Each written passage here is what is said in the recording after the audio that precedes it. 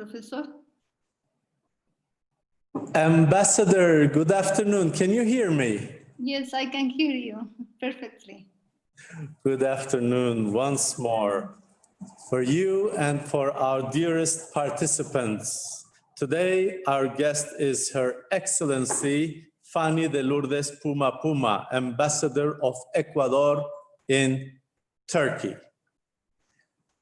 Dear Mrs. Ambassador, I would like to thank you on behalf of Ankara University for participating in our international webinar series. Well, thank you very much. I'm very pleased to be able to participate in this important initiative of the University of Ankara.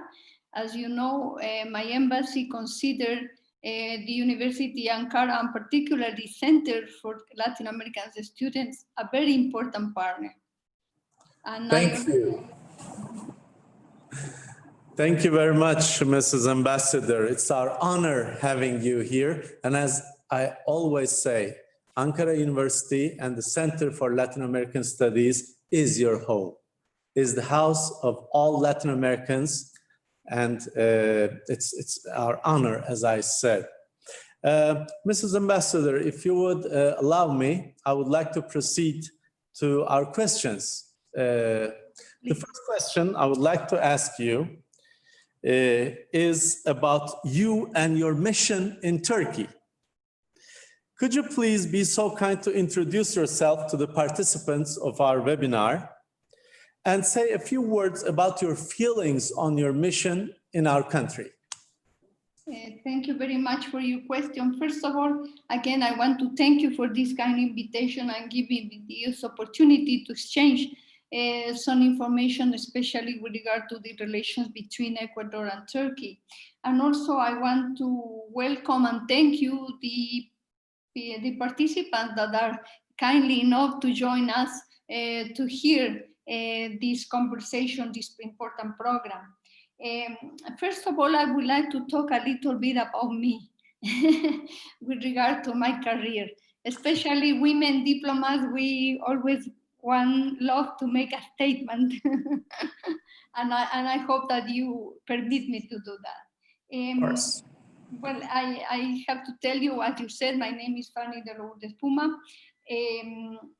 I am a career diplomat, member of the Foreign Service since 1981. I have to tell you that this has been a very challenging career in the start, particularly because when I entered the Foreign Service, there were very few women diplomats, particularly in the high levels as ambassadors. In the last years we have made, and I have to convey the authorities in Ecuador that has made quite an effort to increase and facilitate the women diplomat. We have important increase in the women diplomat, but still we lack, as we always said, striving to have more women diplomat in high posts. I've been honored during my career to serve in different posts in the Ministry of Foreign Affairs, in different areas, in the multilateral, in the bilateral, but also I have the honor to be posted to many important countries like Brazil, like Chile, Belgium, Brussels, and also I was promoted to ambassador in 2008 by a presidential decree, and I was appointed ambassador to Malaysia. As an ambassador, Malaysia also was accredited to Laos, Thailand, Laos, and Cambodia, and Vietnam. Said this, I also have been the honor to represent my country in many international organizations, principally particularly the United Nations. That has been one of my important tasks. I don't want to bother you more with my credentials, but in 2019, the President of Ecuador has honored me with designating me to as Ambassador of Ecuador to Turkey. Has been a real honor because Turkey, as you know, more than I do, Professor, is a very important country, not only in this region, but also I think in the world. They are, historically, you have played a very important strategic role in the world. And in this time and challenging world, I think that Turkey has an important role to play. So for me, it was a very honor to be designated to this wonderful country. And also because, you know, in the start, Ecuador was really concentrated a long time ago only with relations with Europe and relations with the United States that are important and continue to be very important. But in the last years, we have opened up to other regions, very important regions. And one of these regions is the Middle East, and particular Turkey. And we open up embassies in Southeast Asia, and also in here in Iran, in Turkey. And that is the reason why we believe is a very important task for us to continue working in strengthening the relations with Turkey. Before coming to Turkey, I was Undersecretary for Asia, Africa, Oceania, and also I was charged with regard to the bilateral relations with Turkey. So I have some experience, a little experience, not much, but it's nothing like being in the country. So that is very important. Coming to the relations with Turkey, I believe that for us, Turkey is a very strategic country in this region. And since we are celebrating 70 years since we established relations in this year, that has been very important, and we were planning many activities, but for the COVID pandemic, this has been postponed. This is a very important region for us. We opened embassies only in 2010 in Quito and Ankara, and I think this was a very important impulse that we've been given to our relations. This also was very important because after the opening of relations, we established many legal frameworks in order to develop a very ambitious bilateral agenda between our two countries in many areas. We have the honor to have in 2016 the visit of the President of Turkey to Ecuador. That it was very significant because I think that there was not only the compromise with regard the reiteration of the political compromise of Ecuador and Turkey to intensify and strengthen the relations of Ecuador and Turkey in all areas, but also I think it opened up to create a more ambitious agenda in many areas, and it permits us to create this legal framework for the cooperation, not only today that we are already developing, but also I think for the years to come. There are many areas that we are cooperating and have many potentials. Education, science and technology. We have also tourism. I think it's a very important because Turkey has a wonderful experience. You are one of the countries that receive more tourism in the world, one of the countries, and I think that the experience that we can develop in that is very important, and also I think there are potential for investment. We also are trying to cooperate and develop a program in security. But of course, we don't want to only stop to that. I think that is also important to develop a cooperation in the academic sector and also in culture. I think culture is very important because in this time and age, it's not only the government that have to relate. The most important thing for countries to unite and to really cooperate and really link, it has to be through the knowledge of its people, to the links of its people. That is for us very important. I don't know if I am going too fast, Professor. No. Thank you very much for your answer.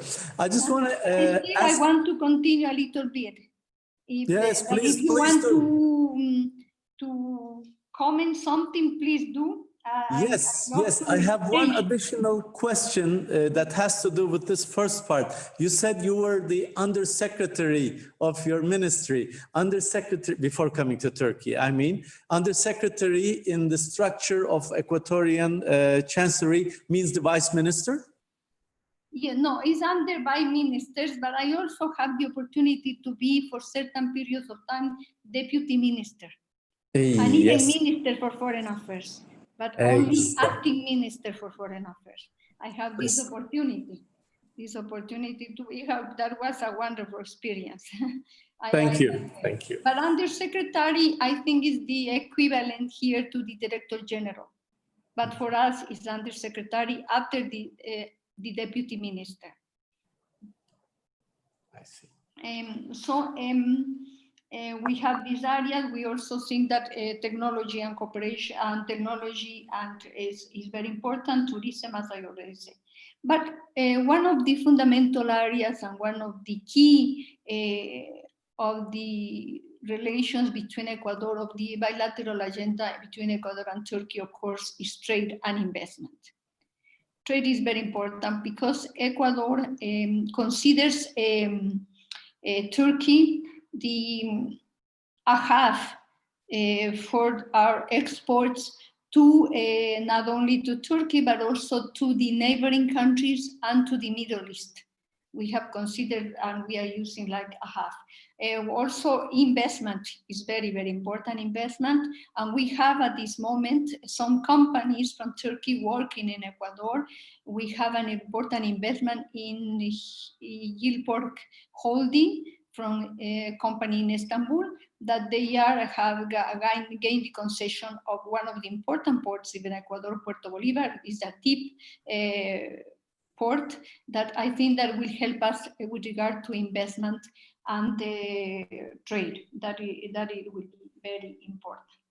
And in this sense, I have to mention that our former and recently nominated Minister for Foreign Affairs of Ecuador, Luis Gallegos, had the opportunity to have a video conference with the Minister of Foreign Affairs of Turkey. That it was very important. And then they decided that it was important in order to increase trade in a mutual benefit, because also Turkey is exporting important products to Ecuador, high level products. It's important for us to continue the negotiations of a trade agreement that will facilitate the increase of trade. We are also open to negotiate some agreement that will help us develop incentive the companies from both countries to invest in Ecuador and in Turkey, that I think it has a big spirit. And then the minister decided that we will try to continue advance in the negotiation of this trade agreement, that it will be very important. But also we are in the final stages of a negotiation of an agricultural agreement that I think is very important because it allowed us to exchange experiences in many areas. I think that both countries have these experiences, but also I think it's oriented to see how we are increase trade, opening the markets for both countries, that in the agricultural sector, with all the difficulties that could be exist, still there is a lot of potential, and that is the situation. As I already said, trade is very, very important for us, and we will continue. So my task as an ambassador, of course, is to continue to do all my efforts to be able to, of course, tackle all the agenda, the bilateral agenda that we have with Turkey, but prioritizing the trade and investment. That I think is the potential, and especially now in the situation that our countries are, I think that this is an important task to do. But nevertheless, I also think that we shouldn't stop in that there is a very important cooperation in cultural cooperation that we have to develop, and also academic cooperation. This is to work linking universities. And in that sense, I have to, again, thank very much the University of Ankara, especially the Center of Latin American Studies, and in particular you, Professor, because you have been, have a very important role in helping increase the cooperation between the universities. And that is very important. We recently sent another proposal to the university in order to see how we can cooperate in all areas, especially with regard to joint research. That is very important, and we have a lot of potential. Also exchange of students, internships, and professionals, change of professors, etc. And I think that will be very important. Finally, you know, we also have established our diplomatic academy. That is also very important for us. And we are working, and also in the final stage of the negotiation of an agreement with the the academy in the Ministry of Foreign Affairs of Turkey. We have already established, we hope to sign in a few weeks, a few months. We were planning to have some important visits here, but unfortunately for the COVID, this has not been possible. So that is the reason we have not advanced in the signing of this agreement. And we already have talked to the Minister of Foreign Affairs sobre many important areas that we can cooperate between the diplomats, the ministers of foreign affairs of our countries, especially with regard to the professionalization of the diplomats. Turkey has a wonderful system and very, very professional diplomats. I am not telling you because you are a Turkish professor, but because it's true. I really recognize the wonderful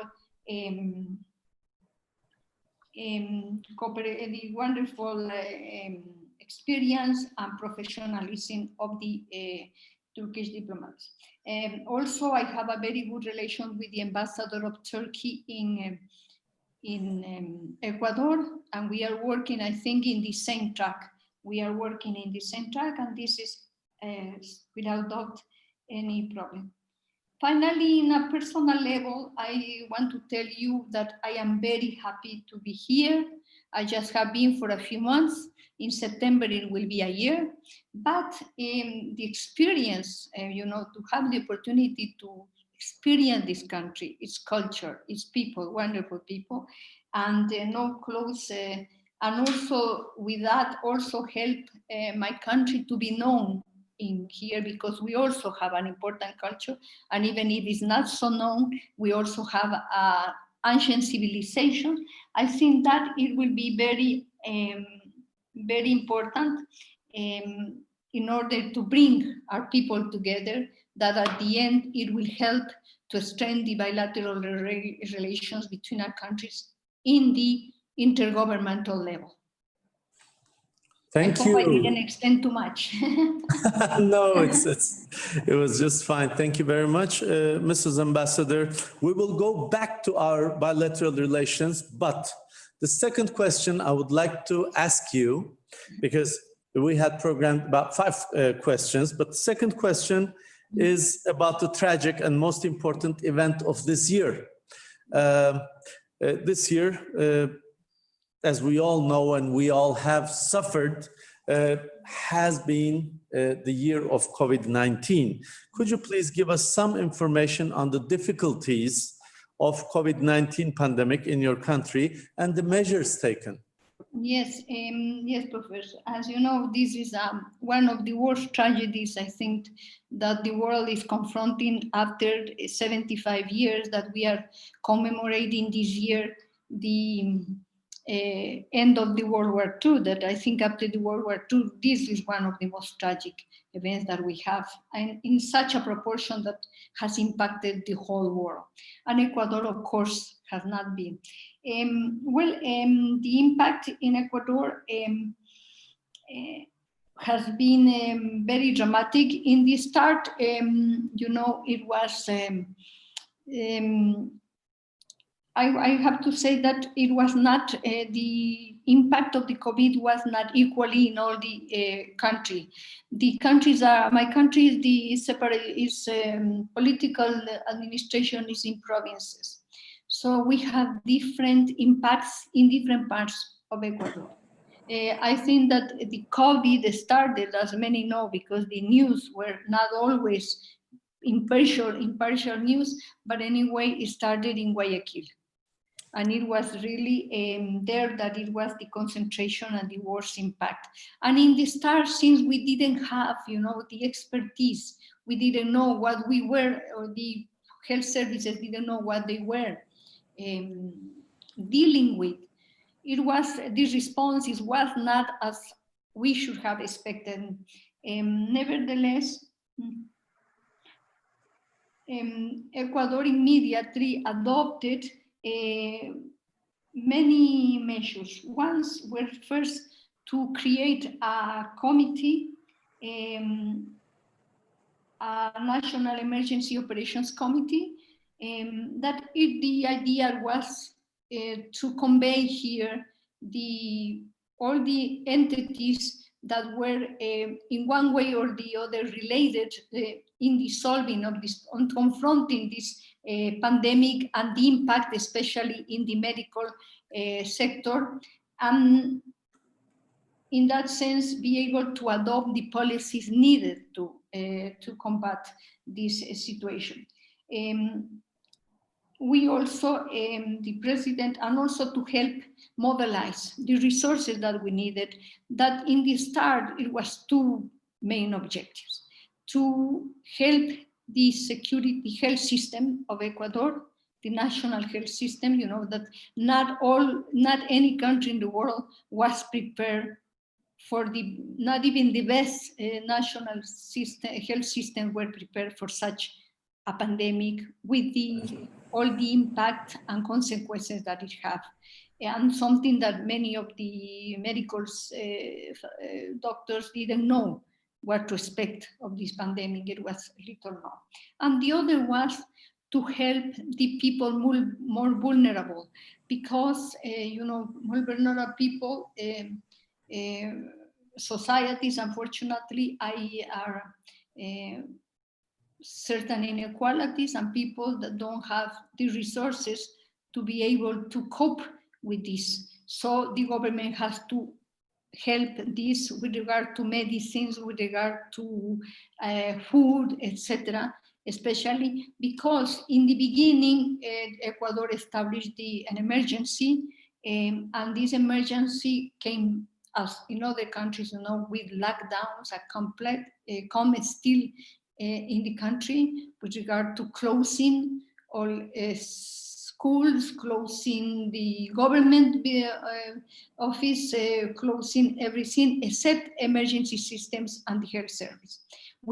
And this, of course, gave also a very difficult strain with the people, so the families that were more vulnerable and that have more difficult, to have resources to cope, staying in a quarantine for such a long time.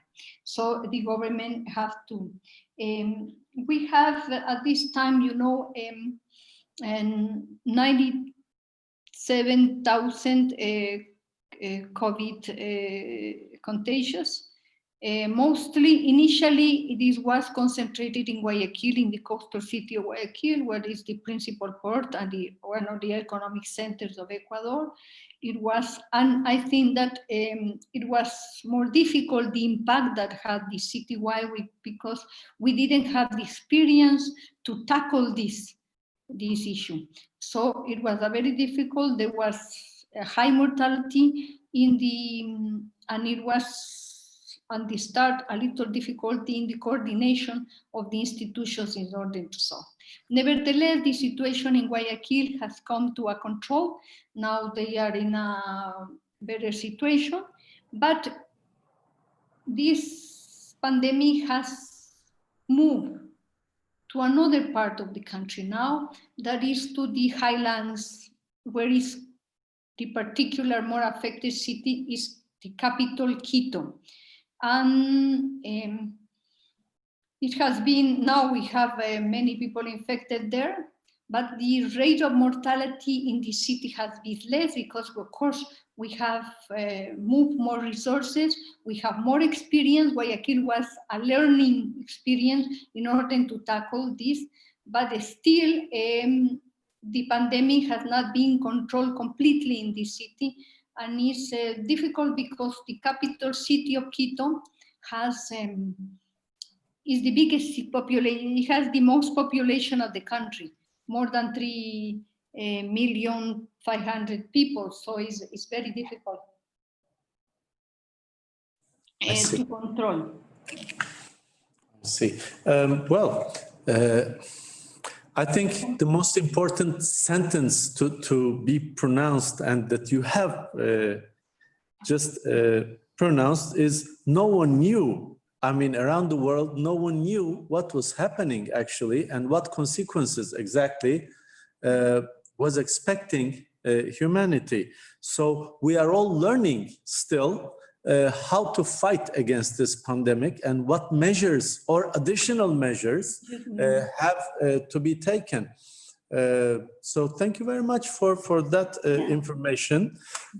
One additional question about this related to this subject is, could you point out some specific sectors, please, Mrs. Ambassador, such as tourism, like our tourism in Turkey has been widely affected of the pandemic. What are the specific sectors that have seen losses or have that were affected from this pandemic, and what is the situation now in your country about those sectors? Yes, well, as I said, the pandemic is one of the worst catastrophes that the world has confronted in the last 17 years, and you know it has affected million people, and Ecuador has not been an exception. I think it has devastated the economy. It has impacted in the production change and had unpredictable repercussions also in the trade,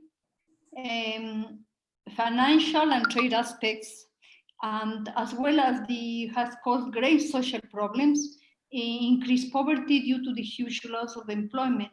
Also, I think it has something that not many people talk, but I think is a very important thing to point out, is that it also has disrupted the education of millions of students that have limited access to internet and other modern systems of communications.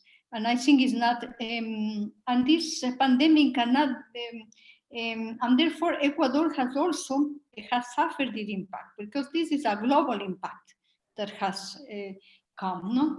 And in Ecuador, it has also been devastating. You know, we have, our Central Bank of Ecuador has mentioned that we are projected to have the shrink of the economy from 7.3% to 9.6%. That is a very huge loss. Some analysts sometimes said it could be even worse for Ecuador. But and this could not come in a worse time, you know, because it comes in a worse time because the economy in the world was not so good. We're confronting many difficulties. The world has been riddled by confrontations, conflicts everywhere.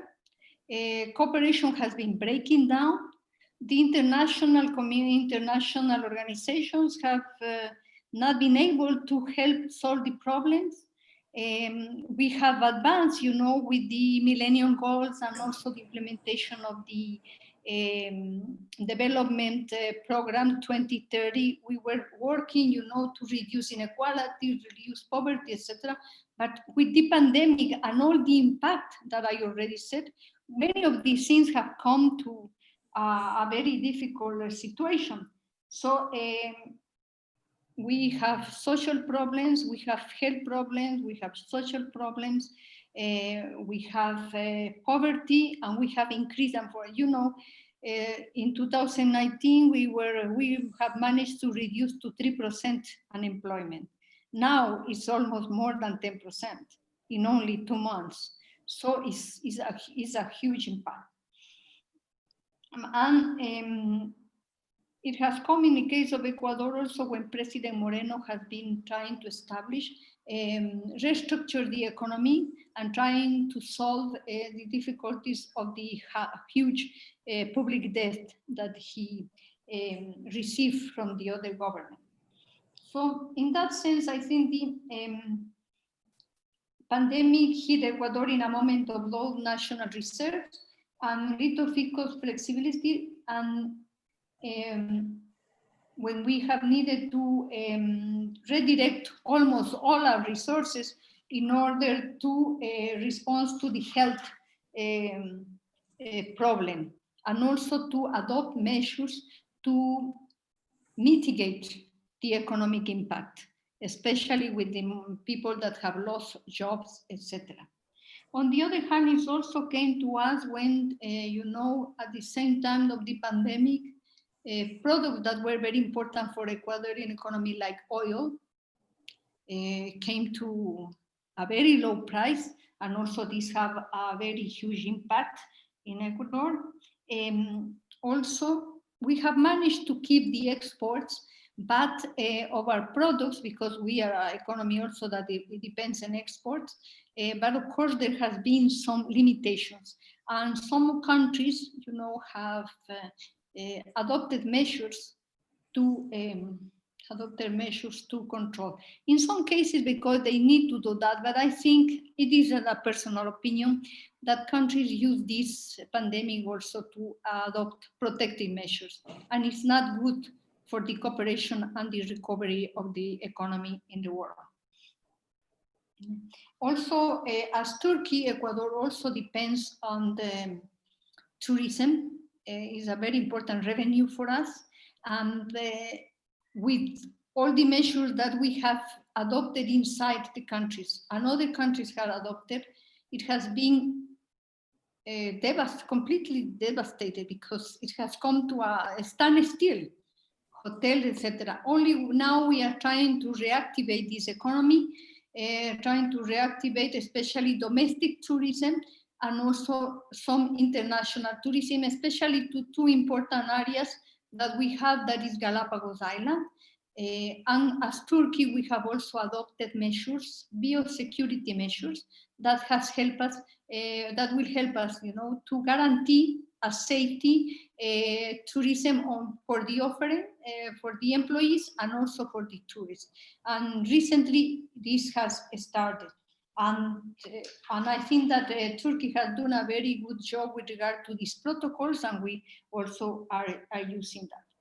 And as I said, we are trying to establish a safety net for the Ecuadorians, especially the most vulnerable, and adopt measures in order to, that is a high priority, to recuperate jobs, especially promoting and helping small, medium, and small and medium-sized enterprises that are the key of the economy. So we are helping to alleviate that.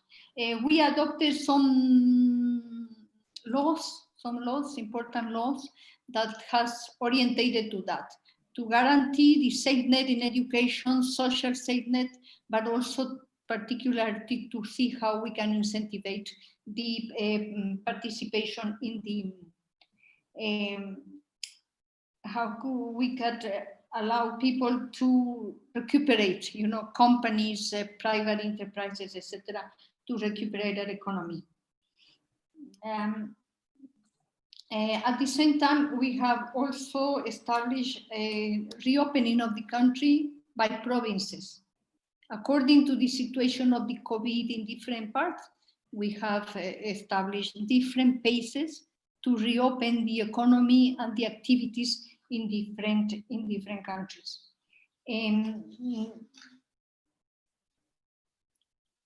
And finally, one thing that it has been very important is that we have renegotiated with the debt, the public debt. That is very important because we establish and we manage that all the holders of our bonds on our debt managed to accept the proposal of Ecuador to renegotiate this. And this will give us an alleviation in this difficult period that we need time to recuperate with low tax, low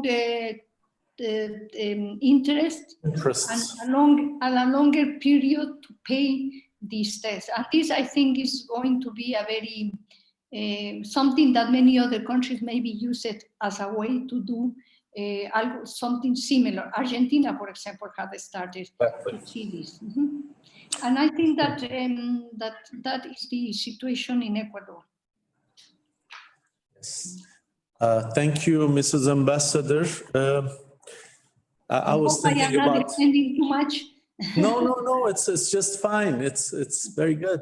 I was thinking about the other examples in Latin America too. So it is not none of these difficulties that we have talked are for one country, or it's not that one country is facing them and the other one isn't. It's a generalized, it's a worldwide problem. But actually, you have mentioned some, but the fourth question is about the possibilities of cooperation between Turkey and Ecuador. At the beginning, you mentioned most of them. You talked about your task to promote trade and investments. Vice versa. You talked about this Puerto Bolívar project that is being realized by a Turkish company and the free trade agreement. Would you like to give some more details about these important projects and plans for the future? Yes. You know, before going to the cooperation between Turkey and Ecuador, I would like to say in general, I think that in the start of the pandemic, many countries began to have a standstill. They begin to close borders, live between themselves, and try to get everybody out of it and trying to fend themselves without any cooperation. And we can see at the start, everybody trying to control or have the monopoly of the medicines, of the different medical instruments, this was the first reaction. But now, I think that through history, many pandemics, many difficulties have the world, but I think that the only way to solve these problems is through cooperation. This cooperation in the bilateral level and the multilateral level. I mean, this is a crisis that involves everybody. And I think that there is no country that will be able to resolve the problems alone and by itself. This is not possible, I think. And I think that we have to do many things. First, we have to help to guarantee the cooperation between all countries with regard to allow all the countries, the rich countries, the more developed countries, landlocked countries, to be able to have access to the technology, to the medicines that we need to combat this pandemic. And also, I think is the same for the vaccine.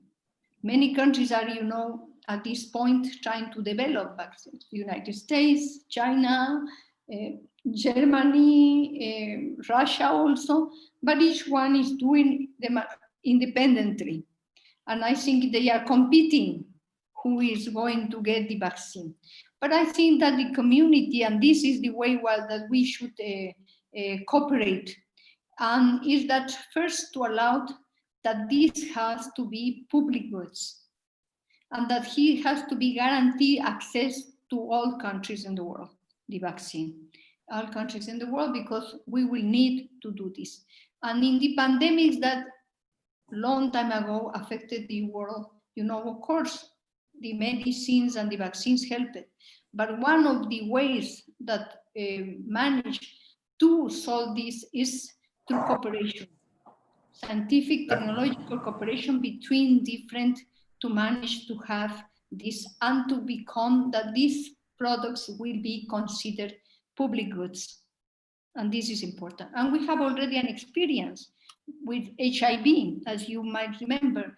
HIV in the start, companies, big companies only having the medicines very expensive with limited access to many, especially in countries, developing countries. But then there was a very important action of the community, international community, and we managed to have access directly to these medicines and in some reasonable prices. And this is important that we have to take into consideration as a very good experience in order to have access to the vaccine. Also, I think that it's important the cooperation that we need in order to reestablish the economy. And the economy has to be established with the cooperation of all the countries in the world. And I hope that, and I think trade investment continues to be very important. I hope that countries make an effort to maintain open these links. We also have to see how we can continue to open up the transport. Tourism is very important, that we need to do. Turkey has been very, very important in starting and has given a very important. And finally, I think in the multilateral level, Professor, Ecuador and some more countries have already, even from the start of the pandemic, to talk about many ways to cooperate with regard to help improve the economy, to regard to health services, improve the health services, to help reduce poverty, to cooperate with the less developed countries. This has been very, very important. And Turkey also has been a very pioneer in this, because from the start, Turkey has been open to cooperate with many countries. And the Minister of Foreign Affairs talked, as I mentioned, that he has a video conference with the Minister of Foreign Affairs of Turkey, and they agreed that it was very important, in two issues they agreed, that it was very important to coordinate actions in the multilateral level in order to cooperate, in solidarity, to help solve the problems inside the countries, but also as in the world as a whole. And also they agree to see that we need to continue to work in trade, and also that to advance in the negotiation of these trade agreements. With regard to the other areas, I have to say that, of course, we have to continue, and we have been continuing working. In agriculture, in all the areas of cooperation, even if we are not working in the same, this semi-presential, telework, we still consider very important continue to given priority to develop of the bilateral agenda that we already have established with Turkey. And in the future, we want to retake the opportunity, something that we have talked, the possibility that the Minister of Foreign Affairs visit Ecuador, or the Minister of Foreign of Turkey visit Ecuador, and the Minister of Foreign Affairs of Ecuador visit Turkey, and some other authorities also, because I think that is very important. And also I think that trade and investment continues to be the priority for Ecuador in the relations with Turkey, not without saying that the other area that I already mentioned are also very, very, very important. And I think that I will stay there because I think I have extended quite a lot. Thank you. the areas mostly that I think that we should cooperate. It was just fine. Thank you very much. You underlined a very important subject, Mrs. Ambassador. Everybody around the world in the countries is talking about the vaccine and the research activities to find the vaccine, but you underlined about the cost of the vaccine, who is going to have the access to the vaccine, who is going to find it, and who is going to buy that vaccine. So it reminded me of the Spanish philosopher Ortega y Gasset. He would say in Spanish, I'm going to say it, yo soy yo y mis circunstancias. Si no las salvo a ellas, no me salvo yo. It was something like that. I'm not just myself, but also my conditions. And if I can't save my conditions, I won't save myself. So in this case, the conditions are general. The worldwide pandemic is our condition, our priority, but it's the priority of everyone, every country, and every international institution. So we must not forget this. I hope the institutions, the countries, and the individuals take into consideration this thought of yours. And if you would allow me, my last question is about the National Day of Ecuador that has just been celebrated on the 10th of August. Please explain us the importance of this date for Ecuadorians, for the Ecuadorians, and the current circumstances, under the current circumstances especially. Yes, well, thank you very much for this question, Professor, because this brings me to one of my favorite topics, history and its impacts in the world. And as you know, the August 10th, 1809 represents Ecuador. For Ecuador, is a very important day because it started the process of independence. And I want to tell you that many people don't know, but Ecuador was one of the first. And it was a national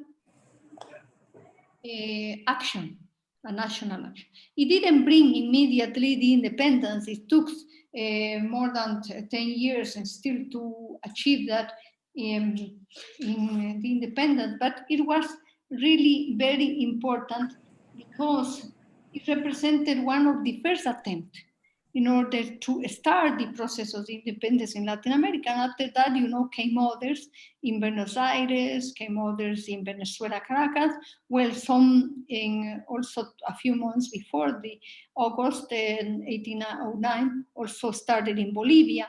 But Ecuador, and that is why we call it Luz de America, you know, because it started as a very important independence. It didn't end in a victory, because in the 2 of August 1810, all the process, all the people that were involved were killed, were massacred by the Spanish when they came back.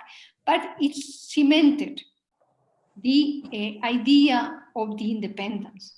And also, I think that is important because it's not also known outside Ecuador that in this process there were wonderful, unique personalities. One of them, Eugenio de Santa Cruz Espejo, one of the most distinguished person, and something, you know, that has impacted Ecuador even for today. He started what he believed that for him, the human rights are and has to be always in the center of any government and in the life of any society, And this is very important.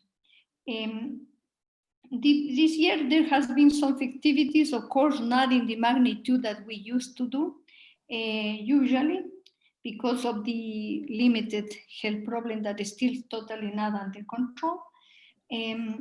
But nevertheless, I think that personally, I believe it's a good time to come together with our history, with these wonderful men that's opened the door for the independence of the country, but also give the basis of what kind of country we should have.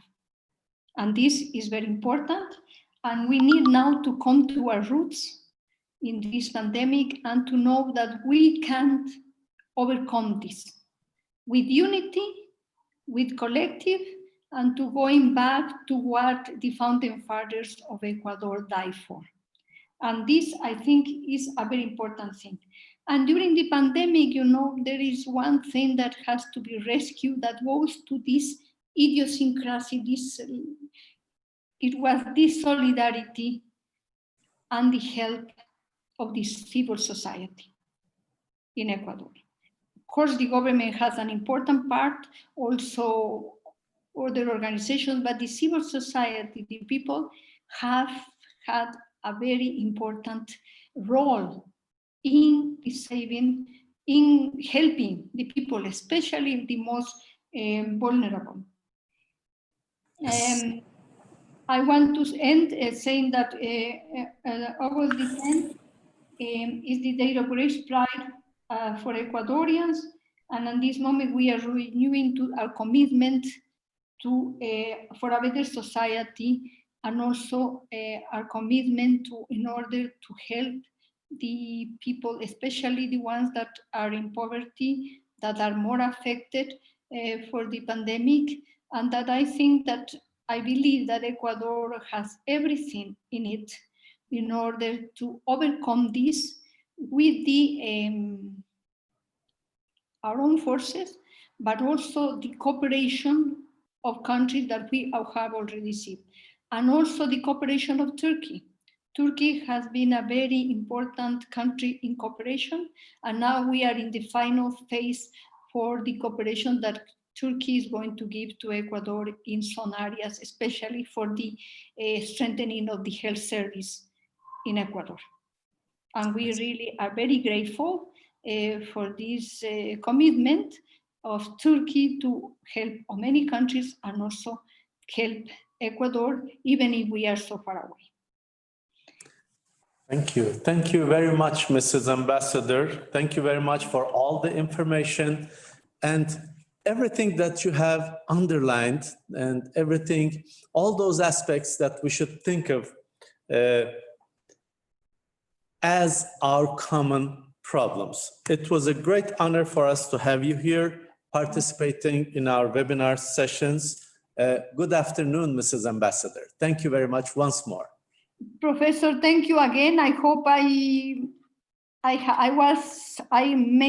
did give the answer, I make some contribution, but at least my idea era to reiterate the importance of the relation for Ecuador with Turkey and what we want to do in the years to come. We have the basis, and we really hope that together we can cooperate and can overcome these difficulties, and for the well-being of our people. That is the most important. Thank you very much. And thank you again to University of Ankara, that I consider my home. Thank you. It's our pleasure. Thank you. Thank you for everything.